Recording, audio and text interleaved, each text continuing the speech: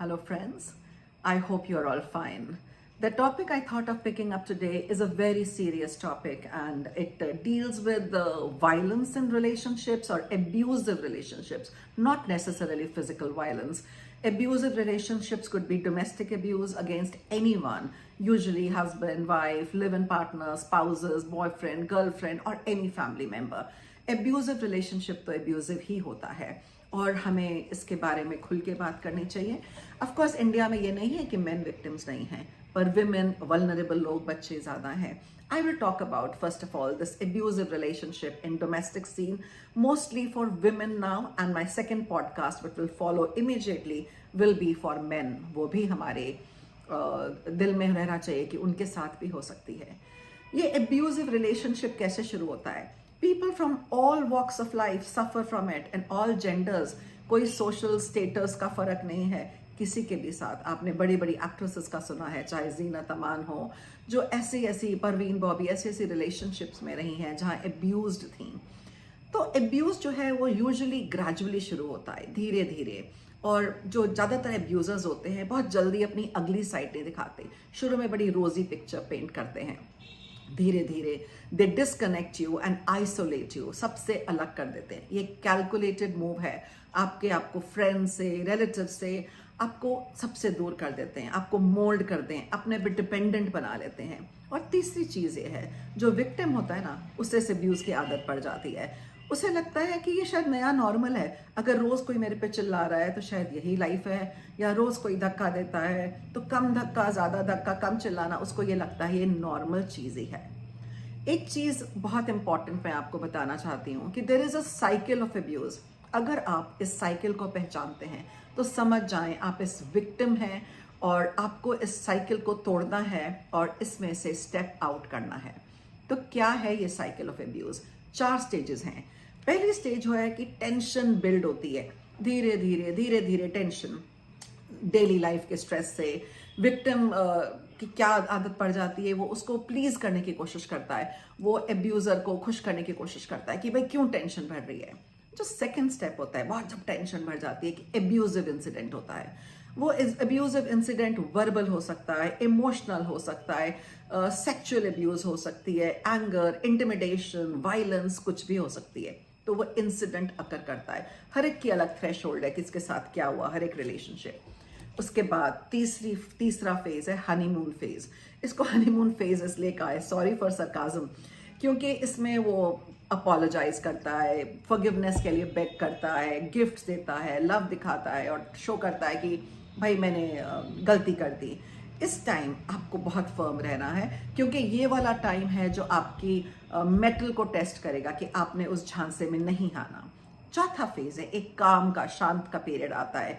उसमें वो यूजुअली अपनी हरकत बंद कर देते हैं, स्लो कर जाते हैं, पर उनकी सिंसियरिटी कम होती रहती है. और जैसे ही उनका पेशेंस और उनका ट्रू नेचर फिर से सामने आता है, ये 4 स्टेजेस का साइकिल फिर से शुरू हो जाता है. इन 4 स्टेजेस को मैं हर विक्टिम से बोलूंगी, इन 4 स्टेजेस को पहचानें और इसमें से बाहर निकलें, इस साइकिल को तोड़ें, दोबारा ना शुरू होने दें. इसीलिए मैंने एक्सप्लेन किया है. रीजंस क्या होते हैं ये लोग जो एब्यूजिव होते हैं? कोई अंत नहीं रीजंस ढूंढने लगे, पर साइकोलॉजिस्ट और रिसर्चर्स कहती हैं कि जिन लोगों ने बचपन में ये विटनेस किया है अपने घरों में कि फादर कर रहे हैं या कोई और फैमिली मेंबर कर रहा है, कोई बड़ा ब्रदर या अंकल कोई भी एब्यूजिव बिहेवियर करते हैं और लोग एक्सेप्ट कर रहे हैं, तो ये उनके लिए एक नया नॉर्म बन जाता है. वो इसको नॉर्मल एक्सेप्टेबल समझते हैं. कईयों के अंदर आदत होती है to maintain control, gain supremacy. They believe कि they have a right to control, सबके ऊपर वो हुकूमत कर सकते हैं. वो भी एक रीजन हो सकता है. कई अपने को प्रायोरिटाइज करते हैं कि मेरी नीड्स सबसे बड़ी हैं और एक्सर्टिंग पावर एंजॉय करते हैं. पावर प्ले भी बहुत है कि किस में ज़्यादा पावर है. कई want to just dismantle equality, वो इक्वालिटी में बिलीव ही नहीं करते. ये कल्चरल हो सकता है, रिलीजियस हो सकता है, सोशल हो सकता है, कुछ भी हो सकता है. और कईयों का सेल्फ लव और सेल्फ एस्टीम इतना हाई होता है कि उन्हें दूसरे तो उसमें कुछ दिखते ही नहीं हैं. तो हमें इन लोगों को, रीजंस को पहचानना है. पर एक क्वेश्चन जो हम सबके दिल में आता है कि भाई जब ये सब हो रहा है, मार पीट, अब्यूज, लोग क्यों रहते हैं इस रिलेशनशिप में? उसके भी कई जवाब हैं. पहला चीज है कि सोसाइटी इसको नॉर्मलाइज करती है, जैसे मैंने बोला आपको, दे मे नॉट अंडरस्टैंड कि वो एब्यूज हो रहे हैं, कई बार समझ नहीं आता, लाइक सोचते हैं चिल्लाया ही तो है, एक थप्पड़ ही तो है। आप वो मूवी थप्पड़ को भी याद करें। फिर दूसरी चीज, आपकी सेल्फ एस्टीम डिस्ट्रॉय हो चुकी है। आप सोचते हैं कि मैं कैसे दोबारा नई जिंदगी शुरू करूं, मेरे में तो वो काबिलियत ही नहीं है, आप आइसोलेटेड हैं। एक साइकिल ऑफ एब्यूज है जो मैंने आपको कहा।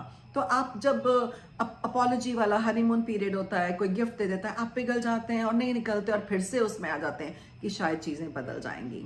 कई बार याद रखें, it's very dangerous to leave, specially after breakup. आपने कईयों को सुना है, जिल्टेड लवर किल्स गर्लफ्रेंड, और जो वाइफ चली गई है बाहर, उसको it can be very very dangerous, so it can be scary also.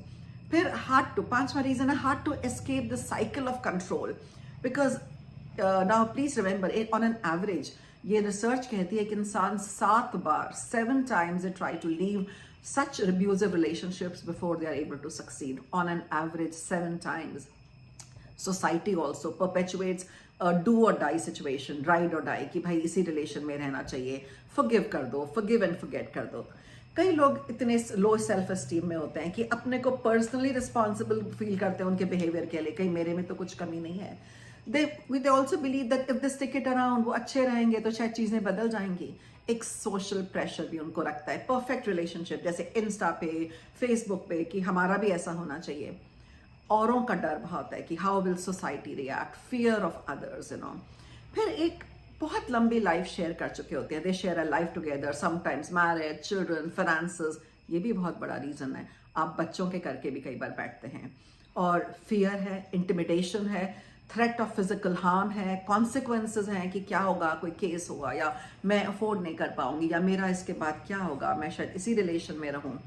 इतनी लो सेल्फ एस्टीम है कि उनको लगता है कि हम शायद कुछ और डिजर्व ही नहीं करते। और फाइनेंशियल डिपेंडेंस तो एक श्राप है। I would say every woman should get out of financial dependence. और जो सबसे बड़ी चीज जो हमें टिका के रखती है, होप फॉर चेंज, कभी ये इंसान बदल जाएगा, कभी तो ये अच्छा हो जाएगा। और हम सोचते हैं कि अगर हम इस रिलेशनशिप में रहेंगे, हम इसको सुधार सकते हैं, थिंग्स विल बी बेटर, और दिस बैड अब्यूजिव रिलेशन और abusive habit will go away. ऐसा नहीं होता कि ये जो ग्रैंड नोशंस है ना, कि हम इनको ठीक कर देंगे, हम इनको अच्छा कुछ बना देंगे, ये सब बकवास है। जो ये साइकिल है ये नहीं टूटता, निकल जाइए। आप किसी को सपोर्ट कैसे कर सकते हैं? थोड़ा सुनिए, listen non judgementally, give a sympathetic ear. कोई मॉरल हाई ग्राउंड पे नहीं आई है कि मैं तो ऐसे करती हूँ, या मैंने तो नहीं देखा, या क्यों किया।